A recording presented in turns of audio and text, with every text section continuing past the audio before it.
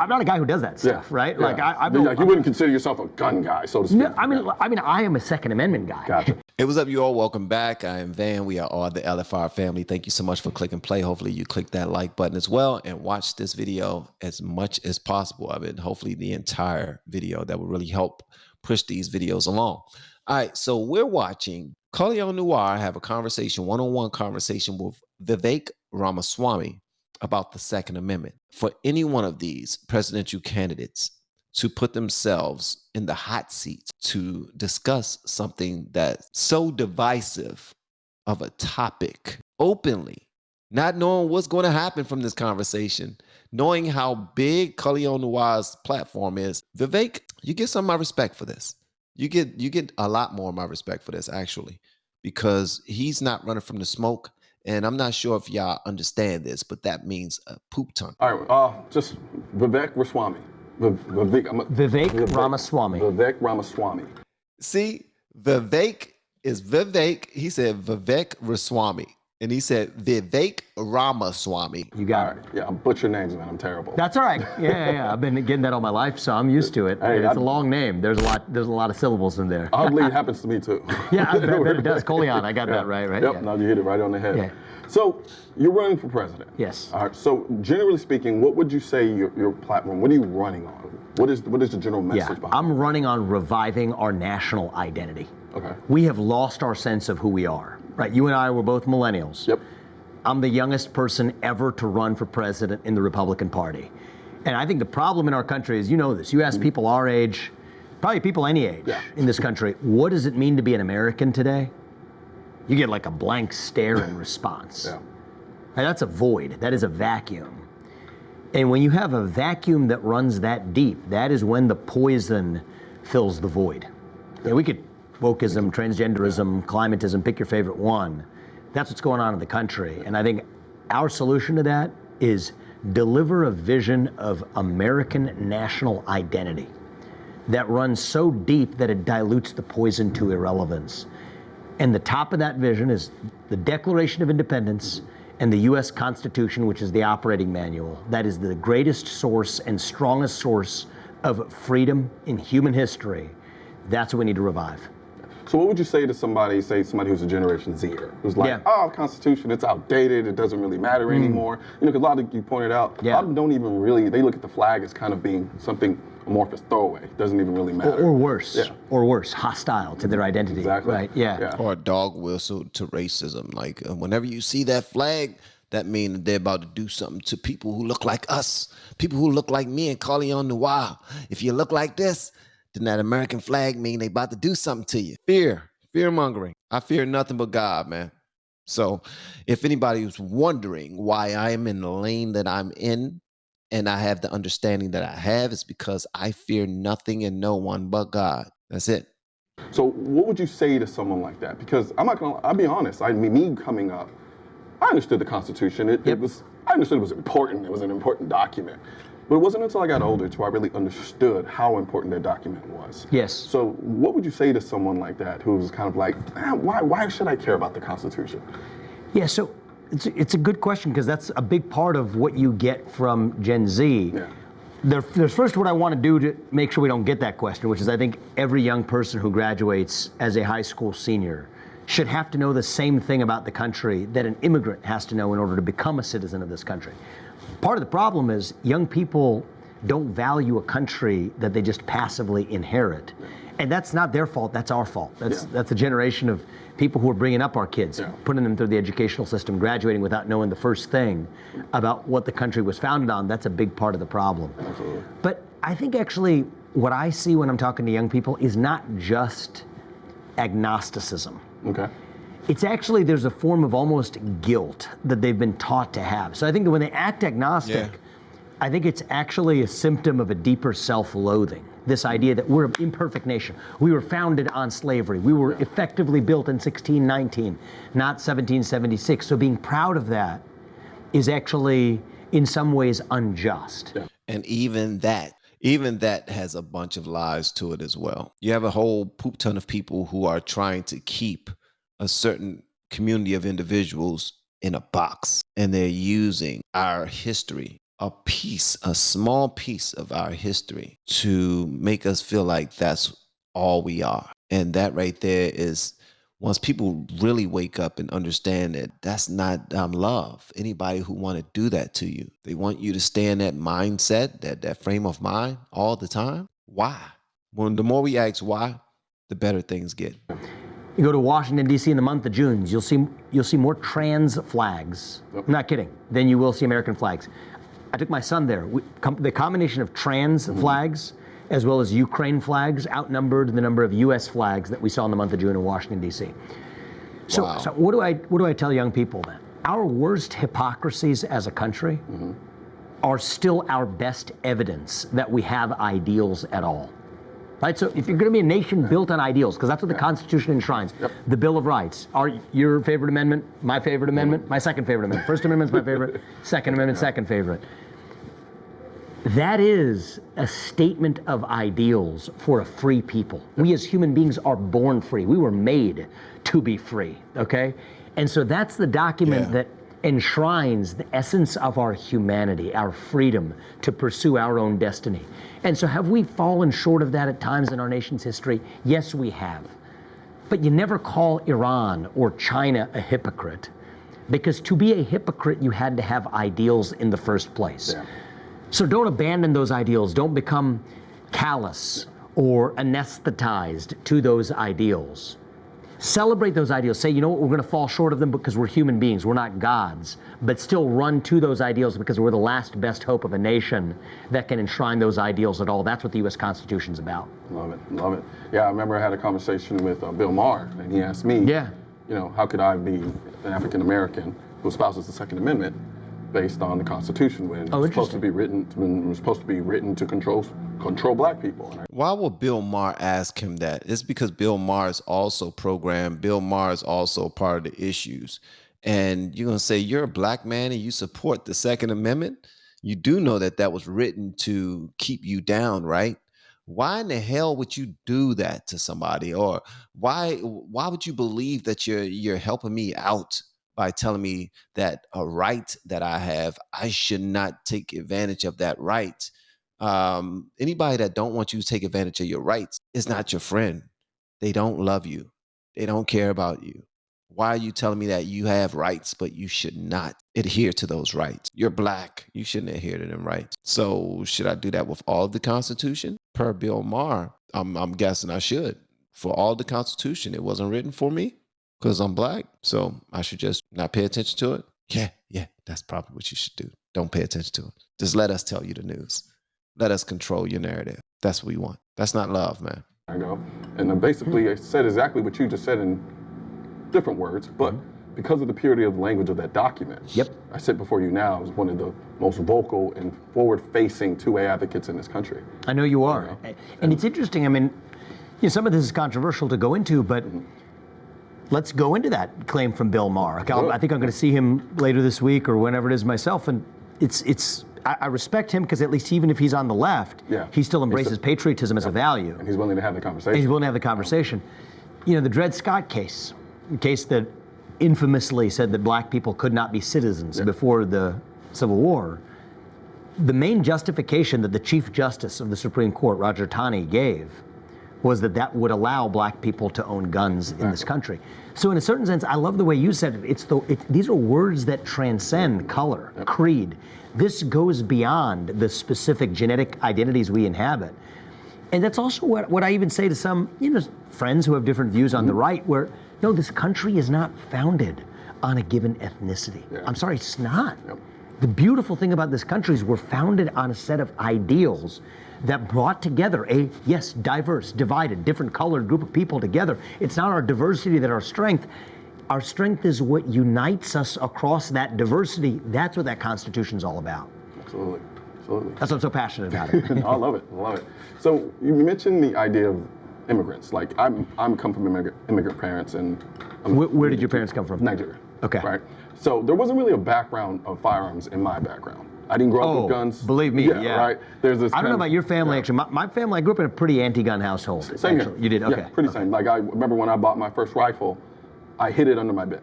You did, I had a number of guns in my mom's house. And I was just about to go to law school. Okay. Yeah. So I was still hiding from my mother Yeah. because those things, guns. My parents weren't super happy when I got mine either, I will say. You know, those firearms symbolize something else. They symbolize them, just street life, like I was in a gang or something of that sort. But for me, it represented something so different. And so my question was going to ask you, like, based on your background and your parents, how would you manage that in terms of helping immigrants who do come to this country, who do look at the gun thing and say, I love America, but I don't understand this gun thing. Why do we need the Second Amendment? Why do we need guns in America? Because that's what I get a lot from the people that I know who are immigrants who come here. They love the country, but they say, why the Second Amendment? So it's interesting. That's a really good question. That's a really good question. I still know people, grown people, who look at guns as a bad thing, or they believe that all gun shops should be closed down and we shouldn't even have access to purchasing guns. Not understanding that the bad guy will always have their guns. The police will always have their guns. The military will always have their guns. But citizens, upstanding citizens with property, with family, that they have to protect, that we have to protect, we shouldn't have a say.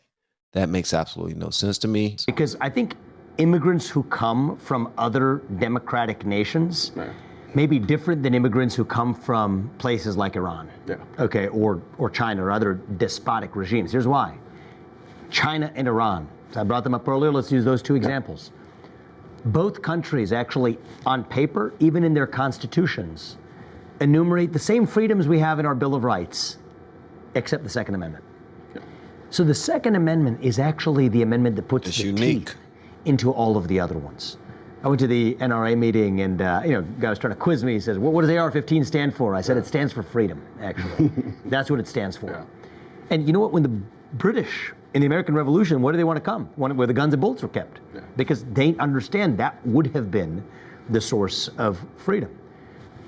Black Americans, after the Civil War, to go what Tani said before the Civil War, after the Civil War, a lot of the main laws that were passed during the so-called Reconstruction era that stopped Black Americans from securing the freedoms that we fought a Civil War to actually secure were the first wave of anti-gun laws that stopped Black Americans from owning guns. So whether it's Iran, whether it's China, whether it's even our own nation at our less proud points in our history, we actually need to provide a backstop, okay, for all of the other rights that are written on a piece of paper.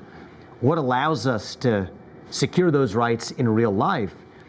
The way I explain it to people is it's like the equivalent of when the Cold War, we had this concept of mutually assured destruction, right? The US and Soviet Union would never go to war because each side knew they were subject to destruction by the other. And so that actually gave us the peace that kept the war cold rather than hot. It makes some people uncomfortable when I say this, but I think it's the true spirit of the Second Amendment. That's what happens when you have a relationship between a government and its people. People of sheep breed a government of wolves. That's what the Second Amendment's about. Is to make sure we are not a people of sheep, or else we will have the government we deserve, a government of wolves. You rarely ever hear anyone in politics say that. That's the truth. There's this idea that the whole Second Amendment is based around sports shooting, or even to some degree hunting. But that's not what it was funny thing is, about. I'm not a guy who does that stuff, right? Yeah. Like you wouldn't consider yourself a gun guy, so to speak. No, I am a Second Amendment guy. Gotcha. And that's really more fundamental. That's a beautiful point, because a lot of people don't understand that distinction. Because you could be a gun guy and still be anti-Second Amendment. Oh, I mean, there's it's very rare, but it happens. But it can happen. Or you could be a gun guy but not know why, exactly. right? Like you're just sort of going through the motions. I think I like the Second Amendment, but what was that again? And I think it's more important to be a Second Amendment person. I mean, that's what the country's built on, right? That goes. People are allowed to have their hobbies. I like to play tennis, play basketball, and given days, shooting guns. We just did it right now. We had a lot of fun. It was fun in there. That's not what the Second Amendment's about.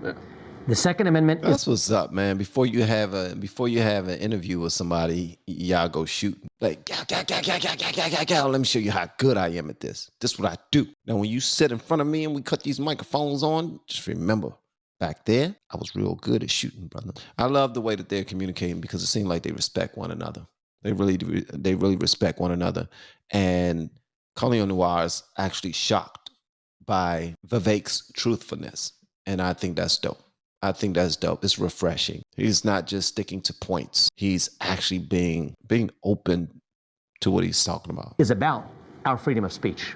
It is about the freedom to exercise our religion. It is about making sure the government does not knock on my doorstep and search my house without showing up with a warrant that a court actually gave them pursuant to the Fourth Amendment.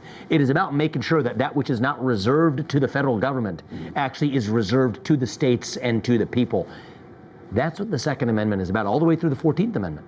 To say that nobody, because of your skin color or mine, is going to stop me from showing up at the ballot box and casting my vote. Nobody is going to tell somebody in this country that they can't travel from one state to another because of their religion or because of their skin color or their beliefs. Because if government overreaches by that much, they know they're going to have hell to pay for it. So that's what the Second Amendment was built to create. And does that make some of us feel like a little uncomfortable at times? Is that a little bit of an uncomfortable idea? Maybe it is, though. It is. And that's the discomfort, right? I mean, it's just so important to pause on this. Yeah. Like that sense of discomfort, that's the whole ballgame. That is the pill we swallow to secure our freedoms. That's the reality. Absolutely. So what would you say to someone like Biden? So for instance, Biden says, well, he kind of laughs at it and says, yeah, you're going to need more than your stupid little guns. We have F-16s and bombs and all types of things. There's no way you people could ever stop the government from doing what it wants, stop the government from overreach in that manner. Biden said that?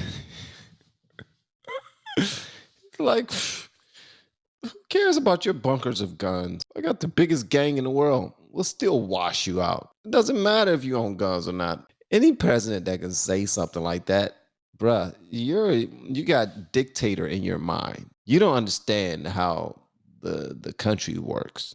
What would you say to someone like that? Well, I'm not sure that Biden could say that as coherently as you just did. And you know, I think one of the mistakes we sometimes make on our side, I don't know if you lean, I mean, I assume you're a conservative leaning, you know, guy. I consider myself just right of center. Right, just, okay, yeah, I mean, because you can be, if you're gonna be pro-Second Amendment and you can be left of center and all the things, I'll still say good for that, because at least you understand the Constitution. But I would say a mistake that many people on the right would make, many of my peers in the presidential race or otherwise, they'll talk about Joe Biden while failing to recognize he's not even the person in charge. He's just a symbol, he's a puppet of a managerial class and agenda deeper than him. But I think that's a view that you sometimes hear is, well, it's never gonna help you anyway. I don't think that's so true. You don't know why. I could give you a separate example in another country. The Chinese state media, okay, got really rankled. I was under their skin, apparently, when I gave my speech at the NRA. When I said, you want to actually figure out how we secure Taiwan, deter China from invading without actually us going to war over it, turn Taiwan into a porcupine. Put a gun in every Taiwanese household, open a branch of the NRA there, train them how to use it. You tell me whether China's going to invade. They are scared out of their minds out of it, people who actually have a Second Amendment. And you know who else has the equivalent of F-16s and B-23s and B-2s and everything else, and submarines and you know, full-on military and a naval capacity ahead of the United States? Is actually China. So I think that for a government, they want to still have a people left to rule, right? So it doesn't work like, yeah, there's nuclear weapons, but like, then everybody's out. Who are you going to exercise power over, right?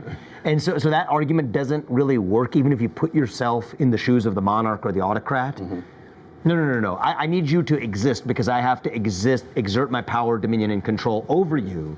And so, yes, you're darn right. The Second Amendment is indeed what keeps that government at bay. Absolutely. Vivek is smooth, and he answers questions in its totality. You're not going to press that red button and get rid of everyone because you want to rule someone. And if you press the red button, everyone's gone. You have other nations that armed their own people, and now the government will not mess with those people if they can't mess with those people legally. They still got their workarounds, but for the most part. So let's say, for instance, and can I just make one more comment? Because this is a good conversation, right? Everybody's just like, I support the Second Amendment without getting into the why. Here's the other thing is that argument just paves the way for why, you know, the counter argument sometimes you'll hear from some people is that, well, it just means the weapons that existed in 1776 were the only ones that we had the freedoms to own. The other argument cuts the other direction. Forget the nuclear weapons, but like the government does have a lot bigger guns than the ordinary people do today. So that changes what the Second Amendment means today relative to what it did mean in 1776, back when the government only had, you know, the muskets that they had back then. Exactly, right? The equivalent of cannons or nuclear bombs, and the equivalent of muskets or automatic weapons that the government has too. So that's all I would say on that point too. No, I love that. I love that. Is there Okay, so the other side, when I say the other side, I don't mean it dismissively or flippantly, but the other side likes to say, well, you guys never compromise. You never compromise. You never give an inch. Is there anything that you'd be willing to say compromise, or is there any type of gun control law that you say, you know what, maybe we should look into that a little bit further? Here's what I say, and I say this on all issues in the campaign. This isn't just restricted to 2A.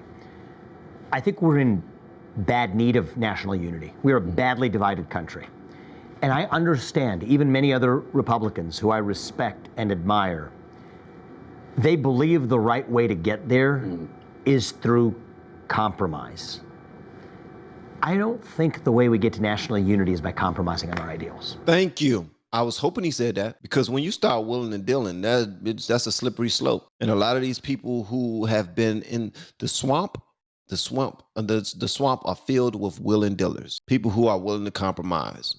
Give some, take some, or we'll move this around. Regardless if it's rights or not, they'll give and take. Why? Because they think that that's how they are supposed to grow relationships. They believe that that's the adult thing to do. But sometimes we got to stick to our guns. Yeah, I know that. Yeah, I know it. That's why when he got on that stage on the RNC first debate, he said a lot of people up here, all of you actually, he just excluded himself. Said y'all are bought and paid for. He don't mince words. And he know that he's going to be attacked for it. But that was on his heart. That was on his mind. He said it. And he said it because he realizes that a lot of them have compromised a whole lot, even their integrity. I think the way we get to national unity is by actually being uncompromising about the ideals that unite us as Americans. E pluribus unum means from many one. The ideals that unite America, the ideals of 1776, those are radical ideals. Those are ideals that should make most of human history feel a little uncomfortable. Free speech, Second Amendment, open debate, self-governance, the idea that we, the people, select our leaders through a constitutional republic rather than in the back of palace halls. Those are extreme ideals. Yeah. But that is what makes us ourselves. That's what makes America great. That's what makes America America. Yeah.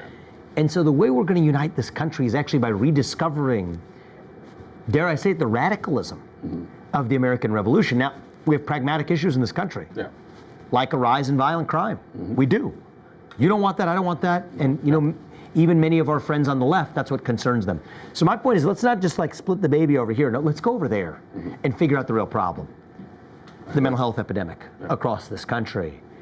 We have to have the courage to talk about removing, instead of removing guns from law-abiding citizens, let's have the courage to talk about removing severely psychiatrically deranged people who pose a danger to their communities from those communities. That's a hard conversation.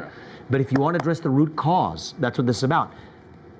I'm a parent of two sons. You have a family. You're not yet. You're younger than you're about a year older. Yeah. Okay, you look younger. Yeah. That's why, because kids will do that to you. My mom's not happy with that, but that's another story. Kids will do that. Kids will do that to you. Okay, but here's what I'll say: is I say this like, look, my older son's about to enter school, and does it give me some deep pause and concern when I see yet another school shooting in this country? Yes, it does. You want to know who's doing it? Mentally deranged, psychiatrically ill people. And you want to protect our kids? Protect our kids. For 25% of what we spend in the federal Department of Education, by the way, that's the federal government, has nothing to do with local education. For less than 25% of that, we could put 3 armed security guards in every school across this country. So we've got to have the courage to actually solve the real problem rather than doing the thing that they're even doing in Tennessee now. They haven't released the Nashville Shooter Manifesto, yet Republican Governor Bill Lee is literally within days convening a special session of the legislature to pass a red flag law, to take guns away from law-abiding citizens as opposed to taking actual problematic people, psychiatrically deranged people, out of their communities. That's what we need to have more of an honest conversation about. That's what takes real courage, not just passing another red flag law. Yep, and it starts with the conversation, but then action. There has to be some follow through after the conversation. Sometimes too much conversation puts us in the mindset that we are handling it. Like this is the solution, the conversation. No, execution has to come after it. It does. Yeah. Gotcha. So when we were in this shooting, we shot semi-autos, we shot full autos, we shot with lever action. What are your feelings about full auto? Because right now we have the NFA that says, which basically more or less bans fully automatic guns from regular citizens being able to own them. How do you feel? What is your position on full automatic, regular people being able to own fully automatic weapons? I think that's what's constitutionally required. And the government has fully automatic weapons. Yeah. I think that's exactly what's enshrined in the Second Amendment. As a side note, I also enjoyed shooting it. Yeah. And it was a fun experience, right? I was actually, I told you, I'm not like some expert shooter. I've shot semi-automatic. That might have been my first time shooting an automatic at a range, actually. Gotcha. But it's not because I like that. Yeah. And that's I've never shot an automatic before. I plan on doing it soon. Fun. No, that's not the reason why, actually. The reason why is it is what the modern understanding of the Second Amendment in the world we live in today means, in the same way that George Washington, if he were alive today, would mean it. That's really why. It's an originalist understanding of the Constitution and the purpose of the Second Amendment. That's awesome. Absolutely. So I'll leave you with this one last question. It's something I just thought about on the spot. It's an idea that I had that just came to me. If you were to become president, and we talked about not putting in no more gun control laws, and being able to address the root causes of whatever issues. That's very important, though. Right? I'm big on that. Yes. How would you feel about, like, we're spending billions and we're sending billions of dollars to other countries, right? Yes. And my biggest thing for me is we live in a country with over 300 million guns, right? But then we have a culture that's divided where you have a group of people on this side who know a lot about firearms and another group of people who don't know very much about firearms and are like, guns icky. And you become president. Would you be in favor of creating an incentive for people to become better educated and to become more responsible and learn gun safety on a national level? I quite like that a lot, actually. I quite like that a lot. It goes along with, so there's some deeply nationalistic elements to my platform. I'll give you one of them, and we don't have to go down this rabbit hole here because there's been plenty of controversy around it. But my view is that every 18-year-old, in order to get the right to vote, has to either pass the same civics test that an immigrant has to pass, or else do at least 6 months of military or first responder role, which is generally police or military. Okay. Well, what do you get in the police or military? You get training on how to use a gun, right? And so I don't favor necessarily the government mandating it, but to say that, hey, because I also, in that context, would decriminalize selective service. Yeah. Young men now have to register for the draft effectively between ages 18 to 25. I say eliminate that.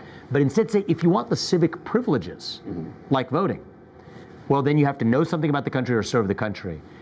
I think as part of that, I like that. I mean, I don't want to make a presidential policy on the fly here, but the intuition is, I like baking that into almost a form of civic education. Gotcha. Actually. Okay. Because it is part of what's baked into citizenship, is that which is baked into the Constitution, and the Second Amendment is absolutely baked into that Constitution. Is that somebody to teach them to be a hunter on the weekends? No. Yeah. It's actually to prepare them as a citizen and to understand what the stakes are, when push comes to shove and times get bad, and from time to time in human history they do. Yeah. That's the backstop that we're up against. And I think that more people will probably emerge with a greater respect for not just the Second Amendment, but the entire Constitution if we did do it. So I think our conversation and me having to respond to you might have just convinced me into a pretty strong vision of citizenship, actually. Yeah. You know what? And much love to Colion Noir, bro. You did an amazing job. Noble. I didn't know what to expect. Like they're inside of a gun store. How would this go? Will it be, will he ask him anything that will put him on the hot seat, which he did. And Vivek, you shine through, bro. Talking about the Second Amendment, and you've made some decisions while sitting on the show, saying what you will lock into and what you will do. I think that's absolutely remarkable. Something that people who don't understand a lot about guns, I'm gonna say okay? We believe whatever the news tells us about the guns. So what happens is we believe that the people who are trained to use guns are the people who go out there and perform mass shootings. And that's unfortunate. So if you're now saying that you're about to start training people, regular Joe Schmoes, on on gun safety and whatnot, that is going to scare a lot of ignorant people who believe that Oh, they know how to do it now. Now they're going to want to do a lot of it. Well, if they get upset, they're going to do just what these other people do with the mass shootings. It's going to scare a bunch of people because that's just what people do when they lack knowledge. I'll say when we lack knowledge, we get fearful. So that's why that's the importance of the conversation right there. So just to circle back, that's the importance of the conversation itself, because we learn a lot about ourselves and others whenever we have these conversations, these uncomfortable conversations that us adults need to be having. All right, no matter where you're from, no matter your background, your race, none of that. It does not matter. Are you an American citizen? Yes, then you should want yourself, your family, your community, your city, your state, and especially your country to continue to thrive and do well, so that whoever's coming behind you could have the same living or better than what you've had. All right. Much love to these two guys for having this conversation. It was dope. It was amazing, and I'm certain that Colion Noir gave Vivek Ramaswamy an experience that he will always remember. The fact that he decided to do it his way and take him to the range first, and let's shoot. Let's give you your first experience shooting a fully automatic gun. I think that's phenomenal, bro.